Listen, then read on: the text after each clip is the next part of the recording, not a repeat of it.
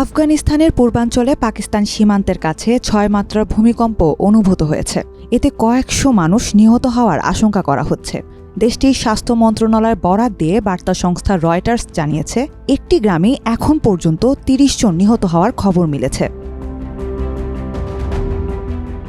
British সংবাদ মাধ্যম বিবিসির প্রতিবেদন অনুযায়ী নানগারহার ও কুনার প্রদেশে ভূমিকম্পের কারণে আহত ১১৫ জনের বেশি মানুষকে হাসপাতালে নেওয়া হয়েছে। আফগানিস্তানের স্থানীয় কর্মকর্তারা বিবিসিকে এই তথ্য নিশ্চিত করেছেন।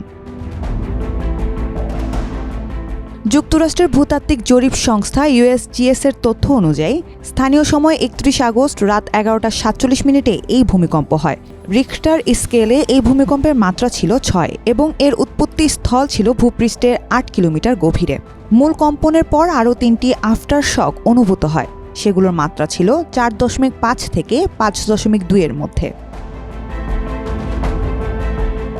ভূমিকম্পের কেন্দ্রস্থল থেকে প্রায় ২০০ কিলোমিটার দূরে আফগানিস্তানের রাজধানী কাবুলে বেশ কয়েক সেকেন্ড কম্পন টের পাওয়া যায় এবং প্রায় ৪০০ কিলোমিটার দূরে পাকিস্তানের রাজধানী ইসলামাবাদেও এই কম্পন অনুভূত হয়।